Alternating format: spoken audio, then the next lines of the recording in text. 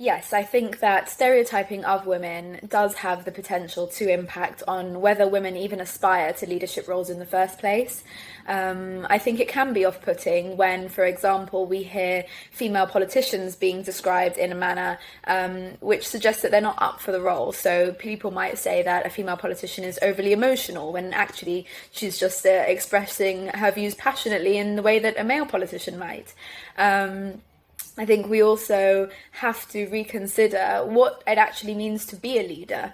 I think often that we associate traditionally and stereotypically male traits with leadership positions, traits such as strength, being loud, being assertive, and of course those things can contribute to a very successful leader. But similarly, characteristics which might be traditionally considered female characteristics can also contribute to being a very successful leader. So we really need to rethink what do we mean when we talk about leaders, and why can't we use our more female traits like being compassionate, empathy, caring. All of those characteristics are very valuable in leadership roles, and so we might not be exactly the same, but we can be just as great.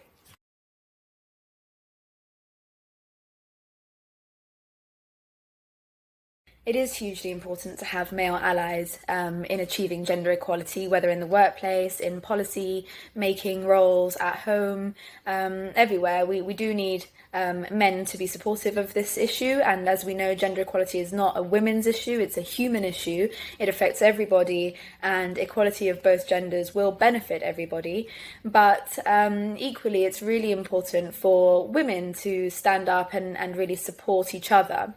I think that women who are in higher positions, in workplaces, in leadership roles, need to ensure that they don't pull the ladder up behind them, that they create mentoring opportunities for younger women, and really do everything possible to make sure that the challenges that are faced by previous generations aren't faced again by the later generations. And that's really the only way that we can achieve progress. As cheesy as it may sound, a candle isn't dimmed by lighting another. So let's celebrate each other's successes. Let's listen to each other.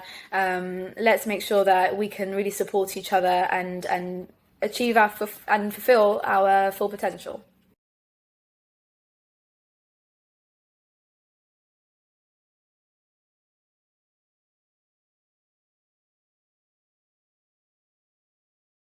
I think it's a very serious concern that as many as 2 million women are considering leaving the workplace as a result of the challenges faced by the COVID-19 pandemic. I think the evidence still demonstrates that in heterosexual households, women are considered to be the primary caregiver over men, and that there is a general lack of balance in terms of the division of household labour, and that can really impact on women's ability to fully participate in economic contributions to society. So I think we really need to support women in making sure that they're able to successfully balance their caregiving responsibilities with their work responsibilities. And if we aren't able to achieve that, then it really will set back years of progress for gender equality. Not least because the more women leave the workplace, the less leaders we'll have who are females in higher positions in workplaces. That in turn will impact on the future development of women coming up the ladder. We might be less likely to see females in policy-making roles, which again will impact on the way that women's issues are treated in society more widely. So it really has the potential to be very, very damaging to the progress that has been made in recent years, in particular in gender equality. And we really should be focusing on making sure that that concern does not become a reality.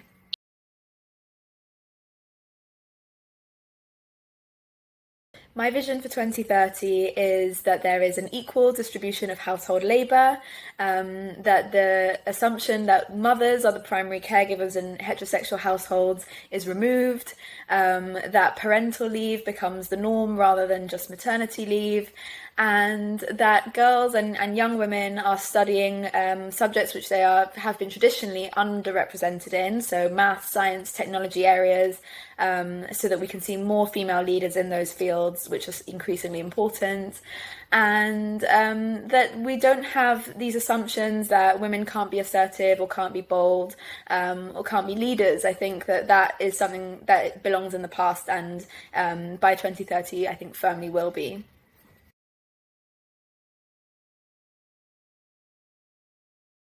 The advice I would give my 18-year-old self is strive for progress, not perfection. And it's this perfectionism that I hear a lot of women struggle with. The idea that we all have to be the perfect daughter, the perfect partner, the perfect mother, the perfect employee, is something that is great to aspire to be better and to improve, but not so much that it really inhibits your own confidence. And I think often we're so caught up in being perfect and never getting anything wrong that actually we fail to see how far we've come, and that really we're actually doing a pretty great job.